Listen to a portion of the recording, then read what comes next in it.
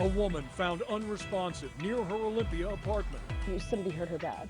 Now her family is fighting for justice. Yvonne McDonald died hours after a street sweeper found her in someone's yard on August 7th. And now, weeks later, her death has been ruled suspicious. New at 11, KIRO 7's Jessica O is live in Olympia tonight. And Jessica, her family believes she was murdered. Which is why they are so stunned that it took so long for the coroner's office to rule this death suspicious, Monique. It is evident from the flowers and this large memorial behind me how much Yvonne McDonald meant to this community. And tonight her family wants answers.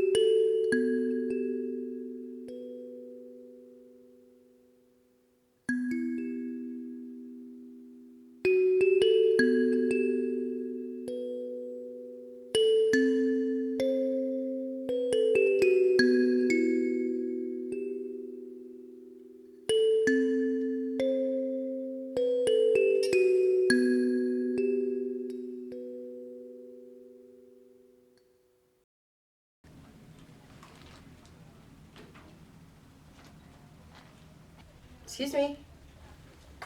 Hello? I'm here to see somebody. I'm sorry? Is Mr. Thunheim available? I'll see you just a moment. Thank you. I mean, my God. That was crazy.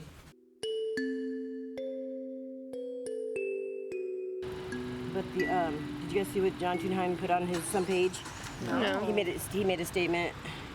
The standards of professional conduct restrict prosecutors from expressing any opinion or otherwise commenting on an active investigation in a way that could interfere with or influence the public opinion about the investigation.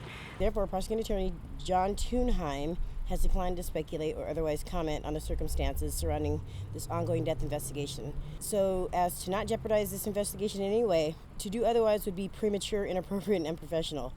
We offer our sincere condolences to Ms. McDonald's family as they grieve and assure them that we are monitoring the investigation and will provide Olympia Police with any support they may need to assist in their investigation. If this investigation should lead to an arrest and or referral to charges, this office will review the case and take appropriate action in the interests of justice and public safety.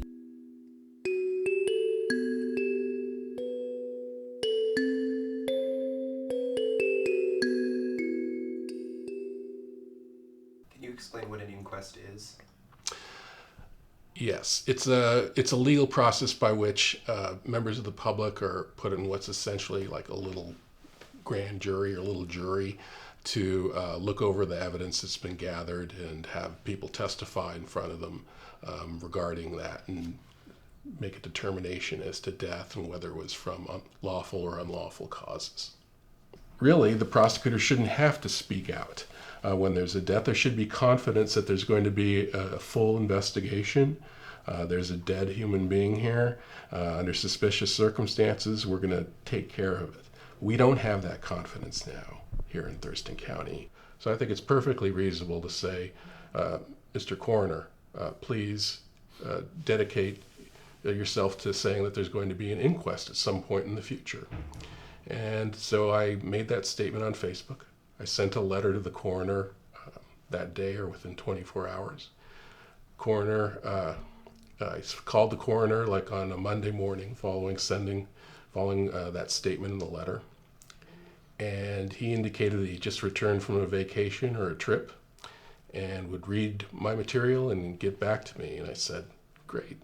And he never contacted me.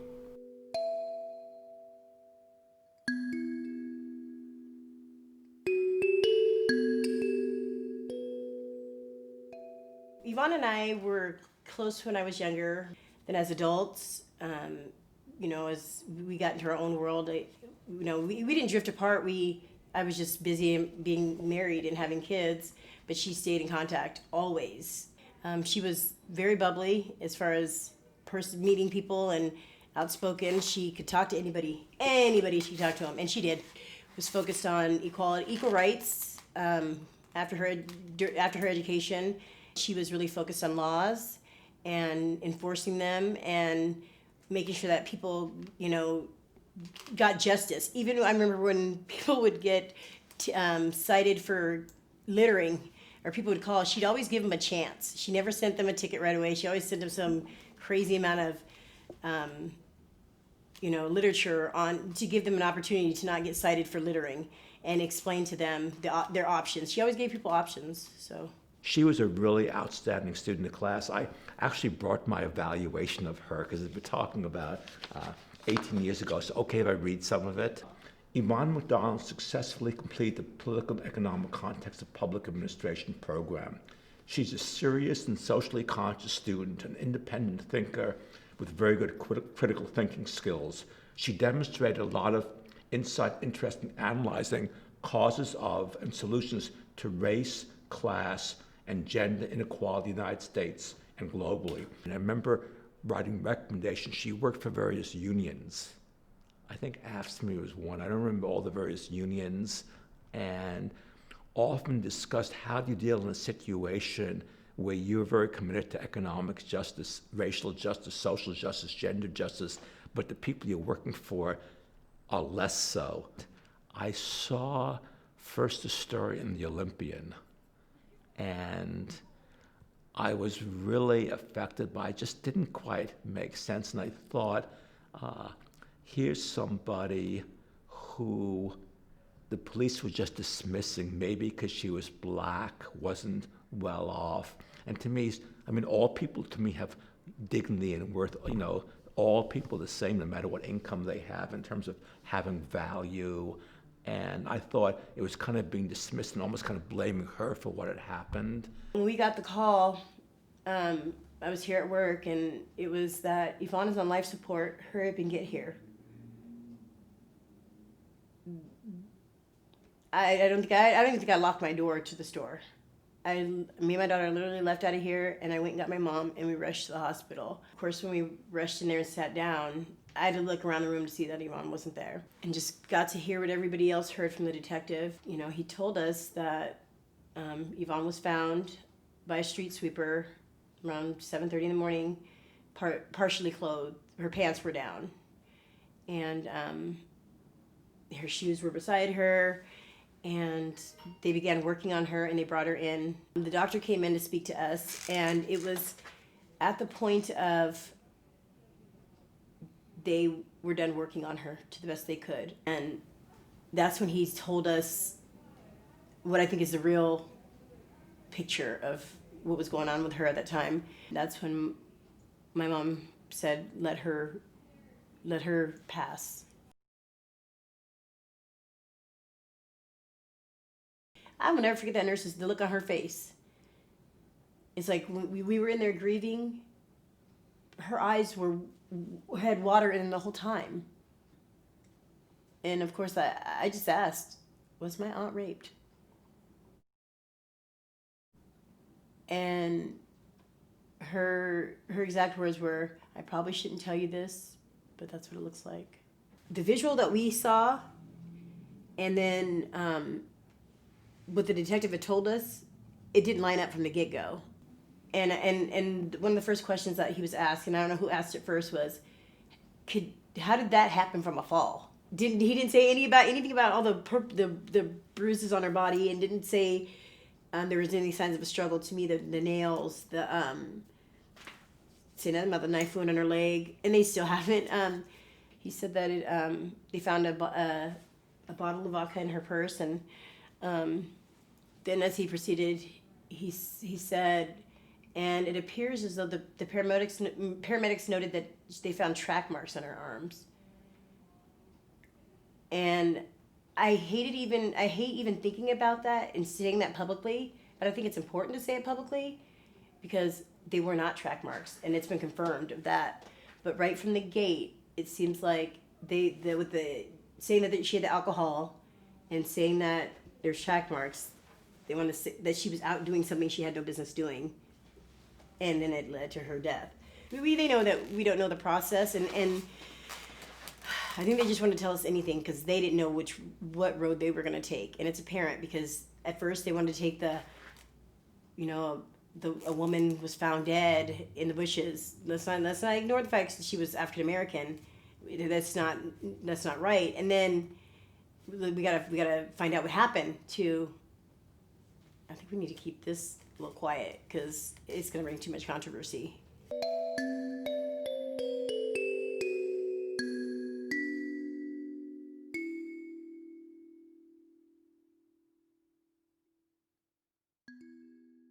Robert, we're sitting at the front desk? Yeah. Well, it's lunchtime. Well, no, he just sitting there. Can you sit down? Who are you guys? We are helping her out. We are filming for her. But where are you from?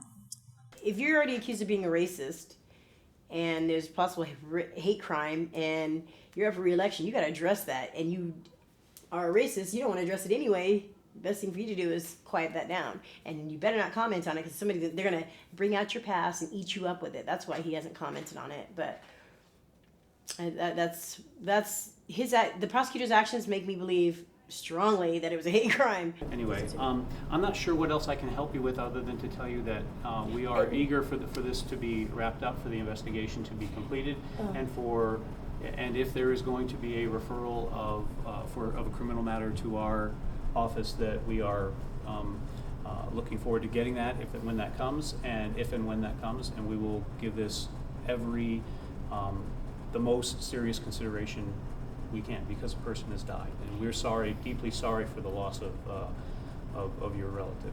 Well, I think there's been a breakdown of trust between members of the community and law enforcement or the justice system generally. People lack confidence, and rightfully so.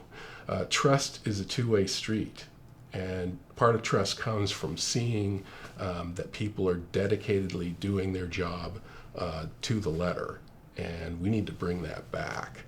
And if you're not holding police accountable, if you're not holding members of the system like deputy prosecutors accountable, that's not going to happen. And until that happens, we won't see people just letting the system run its course. They're going to question everything. So I think in Olympia, not just law enforcement, but the city council, sadly to me, I've lived here 31 years, is alive if certain people are worth more than others. And really making a priority, trying to find what happened. It's really, really suspicious to me, the whole issue. I don't know what happened. I'm not going to say she was killed, but I do think there's a real possibility that really making a priority, trying to find out, the circumstances, what happened, and so on. It just seems it's gone very slow, and it hadn't been for the pressure of her family and actually people who've gotten active, I think it would have been swept under the rug for sure. But it's now, it's almost 3 months, right, since her death, and I still feel that we don't really know what's happened and that it hasn't been a priority.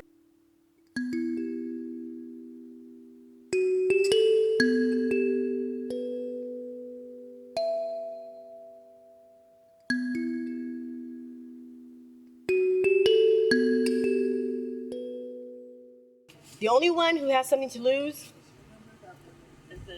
is the elected person. And the coroner has no running opposition, so it's an elected position, but he has nobody to run against, so he ain't got nothing to lose. He does.